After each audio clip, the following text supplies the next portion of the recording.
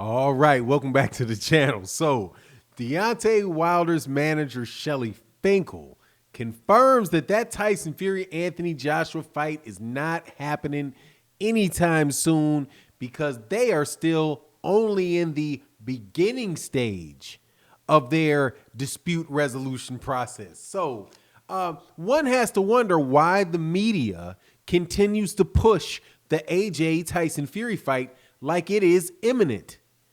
Let's talk about those things because they are important to the sport of boxing and making it better in this video.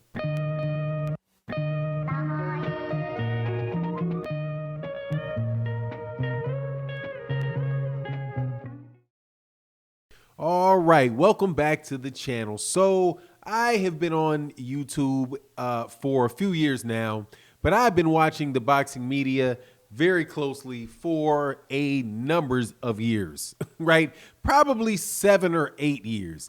Did I realize a strange trend in the boxing media? They always seem to know how to give positive press to certain promoters and terrible press or and by that I mean non-existent or neutral at best, and the way that they deal with other promoters and other type of fighters, right? So Deontay Wilder falls into that category of they treat this dude terribly. Now, why do I say? Because I have to be factual so you guys don't think that I'm lying. See, I'm telling you why I think they treat Deontay Wilder terribly and why this news coming from Shelly Finkle about the arbitration, the dispute resolution process just demonstrates it. Because they're acting, the mainstream media is acting as if it's not going on. It's amazing. So let's go through it. Shelly Finkle was asked, and I'm not even going to tell you who asked because I'm going to be petty, right? Because I told you that I asked and I found out from somebody very close to that camp, not named Tay Jones or anybody like that, that they were still in the early stages. Just did a video on it not too long ago. But hey, now that the mainstream media has said something about it, I thought, let's jump out here and discuss it again. But wonder why they keep talking about Tyson Fury, Anthony Joshua, if they really understand what this means. So they are either, in my opinion, being bearing the lead, as you would say, or they either don't understand it well enough, right? And if they do understand it, then they're just being dismissive of something that is a major, major hurdle. Now, why is it a major hurdle? Because there's a two-step process to this. You have mediation. Mediation is where you're trying to develop a plan to have a fight, okay? If you think of your wife and you, or if you're a female, your husband or whatever you're married to, right? Your partner, and you guys decide that you're going to get a divorce. When you get a divorce, you could have something called a prenuptial, right? And the prenuptial agreement says that before we get a divorce, we agreed to go to mediation first. And then we have to go to arbitration. If you do not, and then we can go to the, go through the divorce, right? Because that's, kind of the same setup. Now, when you go to counseling, you go to counseling with the assumption that you're going to try to work the problems out. And if the person that's going to ultimately decide who gets what in the divorce, if you cannot agree to it, gets the sense that you're not trying to cooperate, you may not necessarily, be doing too well in that mediation and find yourself in trouble in the arbitration. So it seems as if, or in the actual divorce deal, you get my point. I hope you do. If you don't, man, turn this video off because you're not very bright. All right. Some people get me. It's like, this is just simple logic. This is not difficult stuff. Okay. They know that Tyson Fury has to get out of mediation. That's step one. And then he has to get out of arbitration. That's step two. And he's got to get out of arbitration successfully, meaning that they allow him to go ahead and fight. He can get out of arbitration, and if they say you fight Deontay Wilder and that's it, otherwise, boom, whatever happens, then there you go. Arbitration turns out in against him.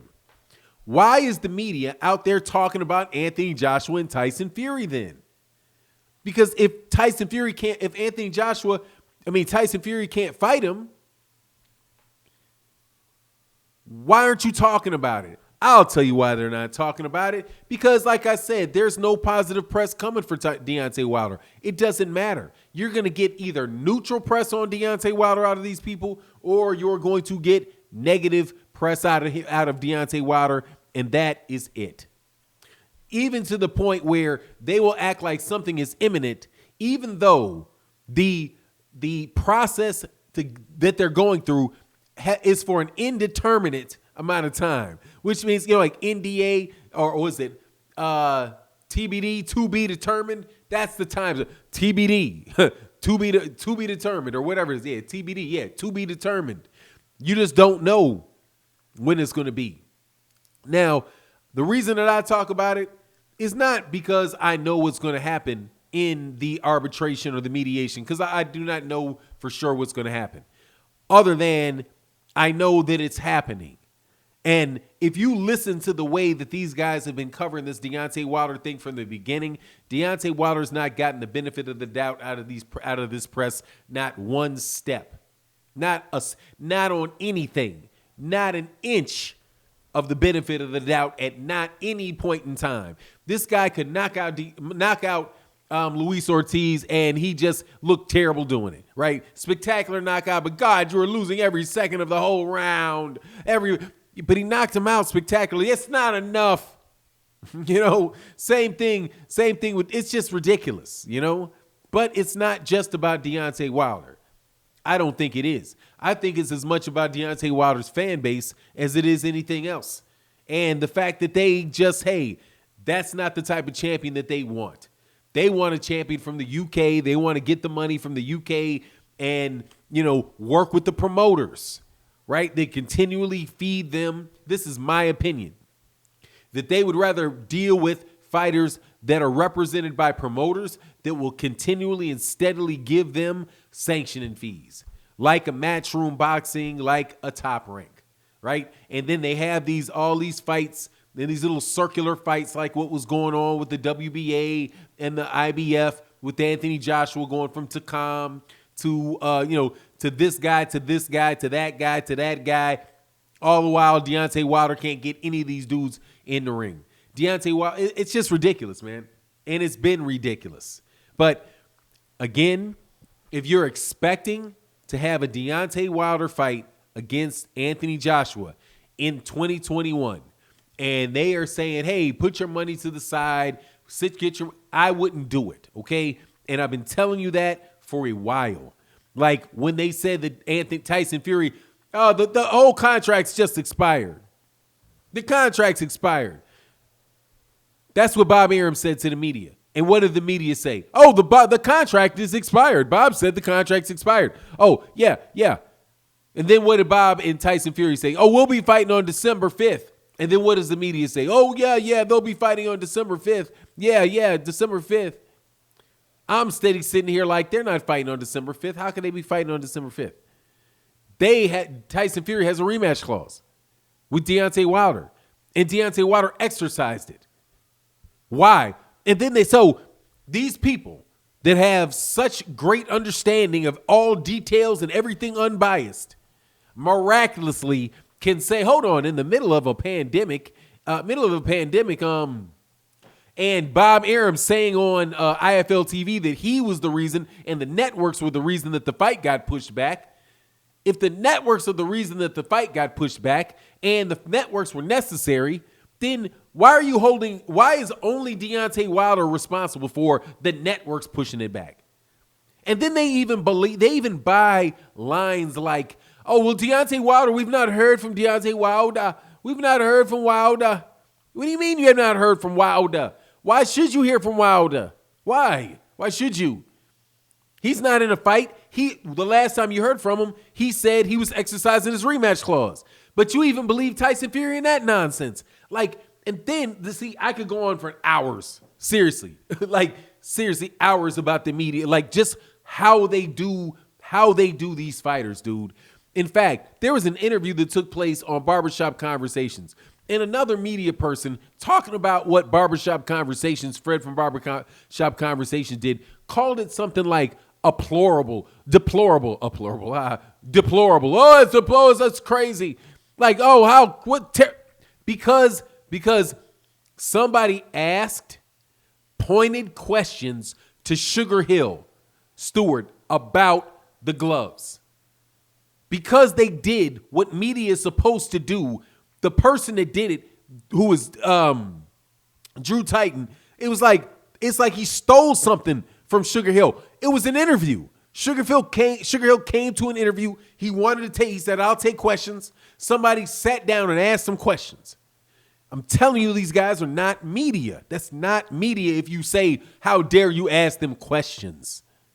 Like, the heavyweight world champion or the ex-heavyweight world champion, Deontay Wilder, says he's cheated, and somebody goes out and actually asks the trainer from the other guy questions, and you are just a terrible person for doing that? And then they act like he's not even in court? I'm telling you, man, these dudes work for the promoters, man. That's just what it is. Because otherwise, there's just no making sense of the way they cover this stuff. But anyway, that's my opinion. Wrap it up. Throw it in the garbage can if you want. But you got it. That's my opinion.